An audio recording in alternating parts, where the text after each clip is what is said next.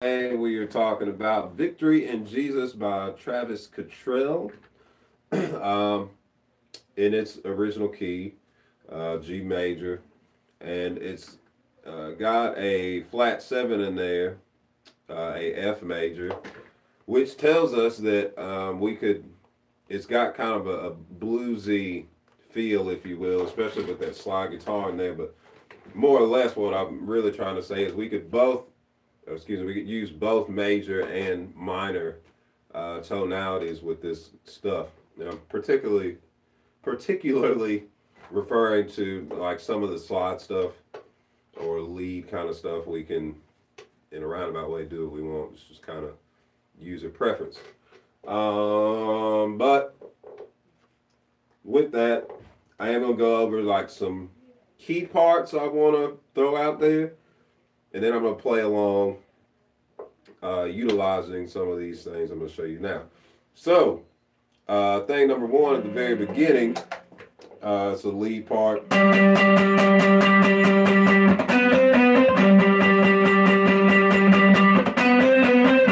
That part. Put your index on 10 of the A and ring finger on 12 of the G, so we're playing octaves here.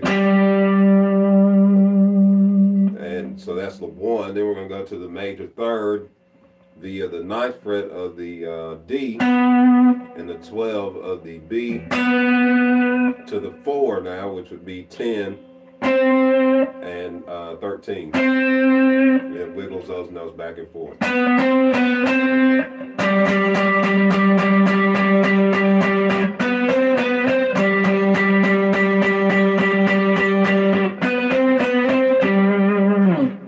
Out there, you could have played 5 of the D and 8 of the B if you wanted to keep that same fingering.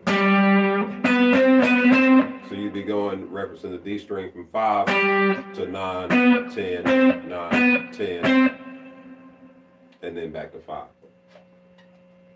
Or you could have even gone from that 5 to 4 of the G and 7 of the high E to obviously 5 of the G and 8 of the high E.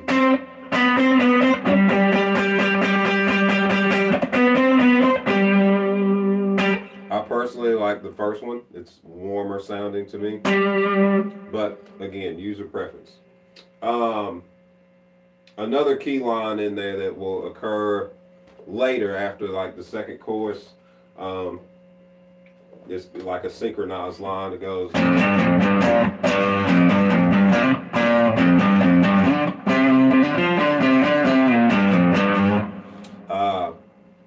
Starting on 1 of the E to 3. So that's like the beginning. 1, 3, 1, 3. And then it's going to go 1 of the A. 1, 3, 1, 3, 1. Yeah, 1, 3, 1, 3, 1, 3. So let me get a little closer so you can see my hand. The second one is gonna go 3 of the A to 1 of the A. Notice that was kind of like a hammer-on action from the 1 of the A. So the first 2.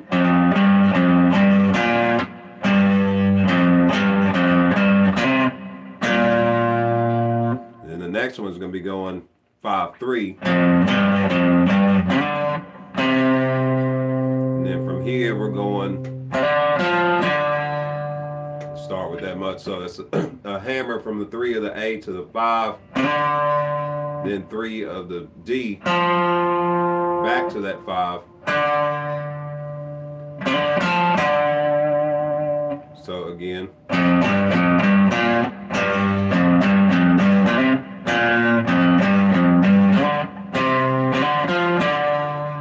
And then from there,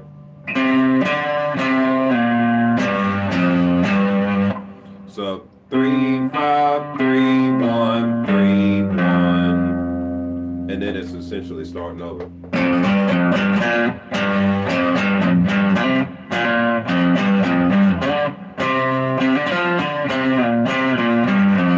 I think I did that wrong. it's a little tricky. It happens so quick. So.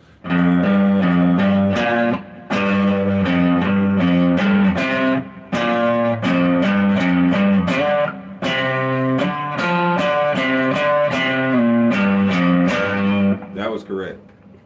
I'm gonna slow it down even further to make sure you're getting it.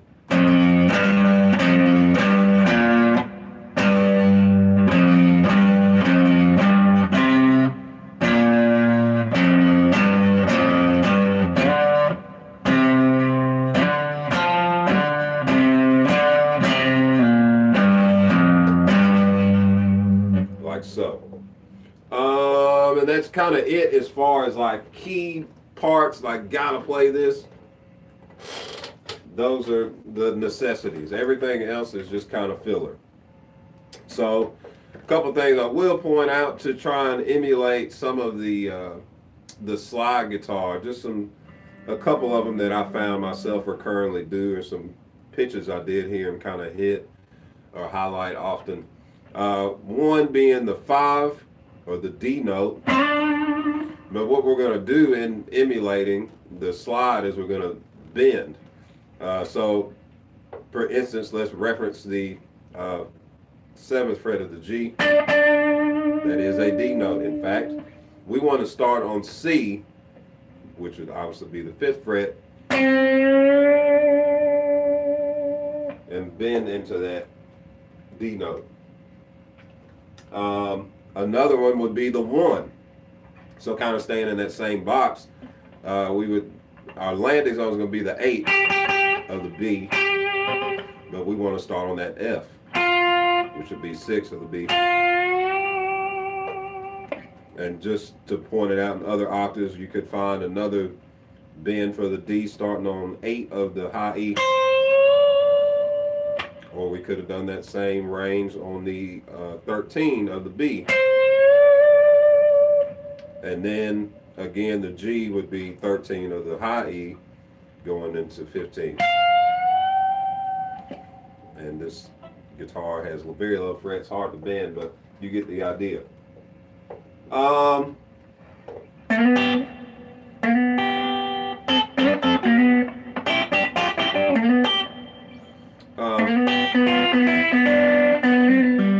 I'm just gonna like play along to the song. I think there are a couple other things I found myself recurrently doing. I'll try and point out the cool ones that you could use over and over. But yeah, so I'm just gonna play from the top, and like I said, anything outside of those things I just mentioned, I'll try and stop it and show it to you. So here we go.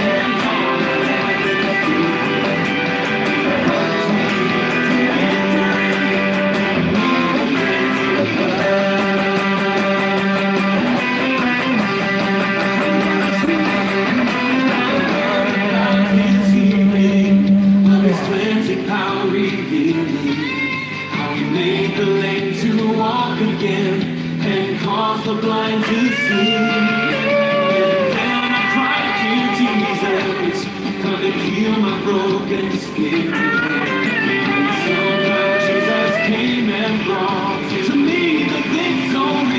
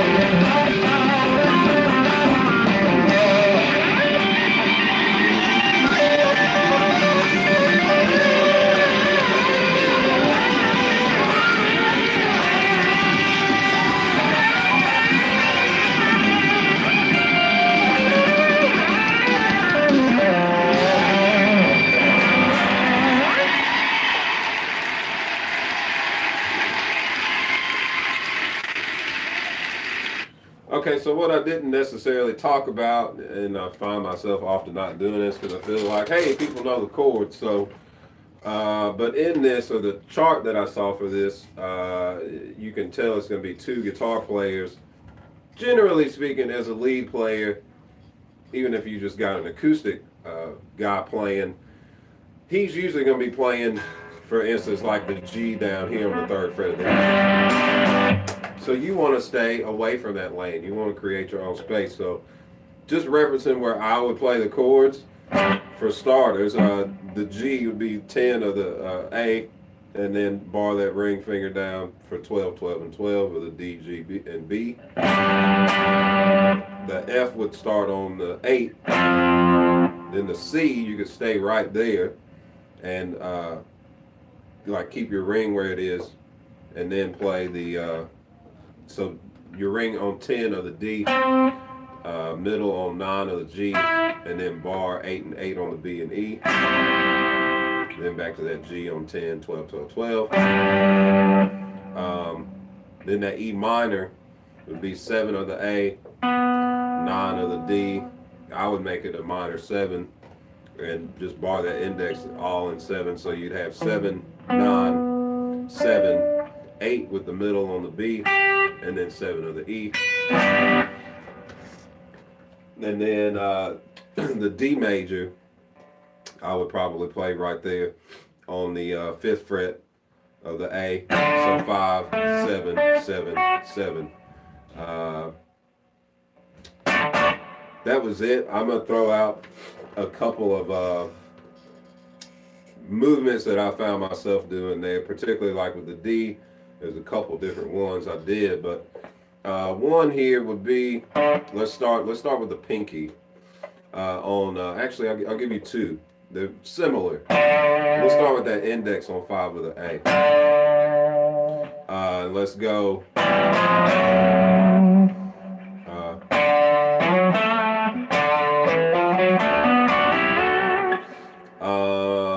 Sorry. Again, there's so many different ways we could do this. Let's go with that line. Again, because this is all relative, just filler kind of stuff. So I'm going 5, 7, but chromatic to 9. Then 7, 9 on the D. Then 7 on the G. A common one I would do would be to bar the 7 and 7 of the G and B. Then 9 and 8. So ring on the G, middle on the B. And we're chromaticing to 11 and 10. So again, I did a little different and didn't chromatic.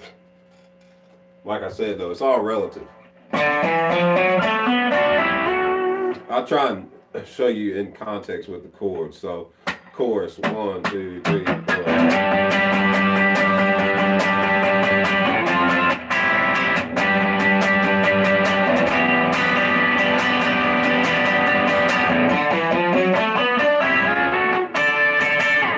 See, I changed it a little bit just because of the feel. But more or less, that's kind of it. And just throwing it out there from that 13, not 13, from the 11 of the G and the 10 of the B, you could go ahead and bar that index down to get 10 of the E. And you've essentially got another D major chord there. Another way we could have done that, we could have, let's lead with the pinky this time on that 5, and then 2, 4, 5 on the D.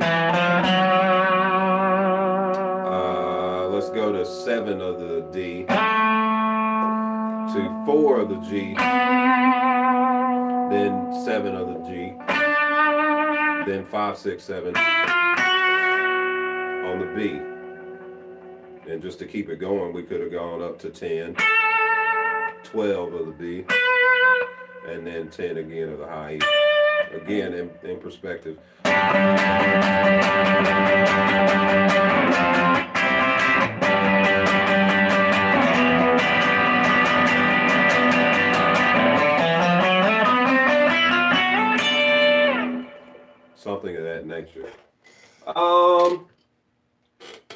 kind of it, but actually some other points. So like the lead stuff. Again, I was talking about you could use either kind of major or minor. More of a minor one, or kind of when I was hearing with the slide guy, you'd hear something like that. Starting on 13 of the B, and it's like we're bending in the 15. It's kind of like we'd be playing a D minor, which would be the 5 chord, that 15 and the 13 are the high E. That 13 is the minor 7. But so we're going to bend the 13 and then add that 13 once we get it bent. Now, playing that same kind of lick on the 10 of the B, this would be more of a major tonality. So I'm bending the 10 into 12 on the B, and then adding that 10 of the high E. Another common one there, you could go bend that 10 into, and then tap the 8 of the E.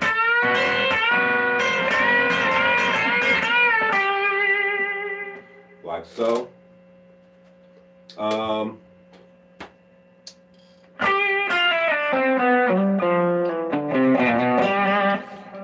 That's kind of it. I mean, there's like I said, there's so many like variations and things you can insert in there. Maybe something specifically just for the ending that I recall doing and was pretty cool. I had fun doing it.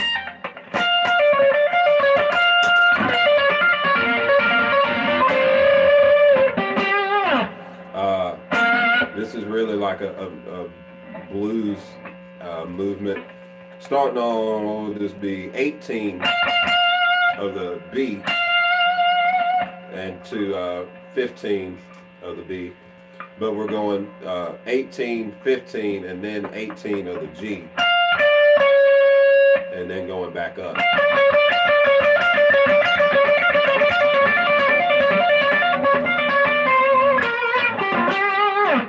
Those last couple notes, 17, 15 of the G. And then 17 of the D.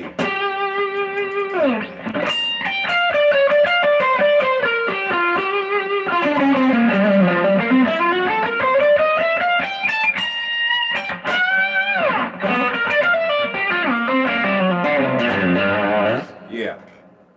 You have to see me in person for all those tricks and whatnot, but I hope this is helpful, and until we meet again, rock on.